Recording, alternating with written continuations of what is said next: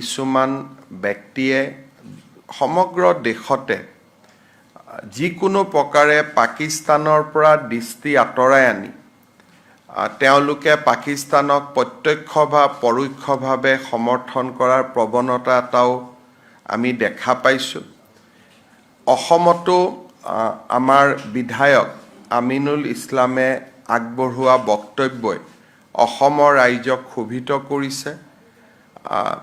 পাকিস্তানক এক প্ৰকাৰ সমৰ্থন কৰা যিটো প্ৰচেষ্টা, সেই প্ৰচেষ্টাত আমি সকলো সাংঘাতিকভাৱে আঘাত পাইছোঁ।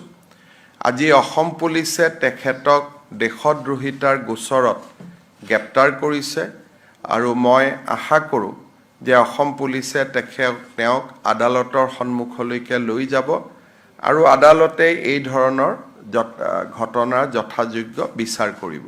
কিছুমান ব্যক্তিয়ে সমগ্ৰ দেশতে যিকোনো প্ৰকাৰে পাকিস্তানৰ পৰা দৃষ্টি আঁতৰাই আনি তেওঁলোকে পাকিস্তানক প্ৰত্যক্ষ বা পৰোক্ষভাৱে সমৰ্থন কৰাৰ প্ৰৱণতা এটাও আমি দেখা পাইছোঁ।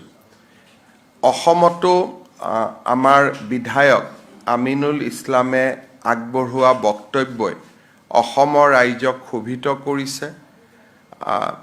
পাকিস্তানক এক প্ৰকাৰ সমৰ্থন কৰা যিটো প্ৰচেষ্টা, সেই প্ৰচেষ্টাত আমি সকলো সাংঘাতিকভাৱে আঘাত পাইছোঁ। আজি অসম পুলিচে তেখেতক দেশদ্ৰোহিতাৰ গোচৰত গ্ৰেপ্তাৰ কৰিছে আৰু মই আশা কৰোঁ যে অসম পুলিচে তেওঁক আদালতৰ সন্মুখলৈকে লৈ যাব আৰু আদালতে এই ধৰণৰ ঘটনাৰ যথাযোগ্য বিচাৰ কৰিব। কিছুমান ব্যক্তিয়ে সমগ্ৰ দেশতে যিকোনো প্ৰকাৰে পাকিস্তানৰ পৰা দৃষ্টি আঁতৰাই আনি তেওঁলোকে পাকিস্তানক প্ৰত্যক্ষ বা পৰোক্ষভাৱে সমৰ্থন কৰাৰ প্ৰৱণতা এটাও আমি দেখা পাইছোঁ। অসমতো আমাৰ বিধায়ক আমিনুল ইছলামে আগবঢ়োৱা বক্তব্যই অসমৰ ৰাইজক ক্ষোভিত কৰিছে। পাকিস্তানক এক প্ৰকাৰ সমৰ্থন কৰা যিটো প্ৰচেষ্টা, সেই প্ৰচেষ্টাত আমি সকলো সাংঘাতিকভাৱে আঘাত পাইছোঁ।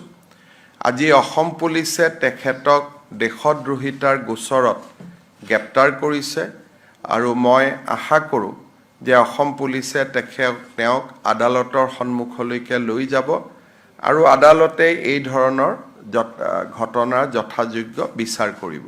কিছুমান ব্যক্তিয়ে সমগ্ৰ দেশতে যিকোনো প্ৰকাৰে পাকিস্তানৰ পৰা দৃষ্টি আঁতৰাই আনি তেওঁলোকে পাকিস্তানক প্ৰত্যক্ষ বা পৰোক্ষভাৱে সমৰ্থন কৰাৰ প্ৰৱণতা এটাও আমি দেখা পাইছোঁ। অসমতো আমাৰ বিধায়ক আমিনুল ইছলামে আগবঢ়োৱা বক্তব্যই অসমৰ ৰাইজক ক্ষোভিত কৰিছে। পাকিস্তানক এক প্ৰকাৰ সমৰ্থন কৰা যিটো প্ৰচেষ্টা, সেই প্ৰচেষ্টাত আমি সকলো সাংঘাতিকভাৱে আঘাত পাইছোঁ। আজি অসম পুলিচে তেখেতক দেশদ্ৰোহিতাৰ গোচৰত গ্ৰেপ্তাৰ কৰিছে আৰু মই আশা কৰোঁ যে অসম পুলিচে তেওঁক আদালতৰ সন্মুখলৈকে লৈ যাব আৰু আদালতে এই ধৰণৰ ঘটনাৰ যথাযোগ্য বিচাৰ কৰিব।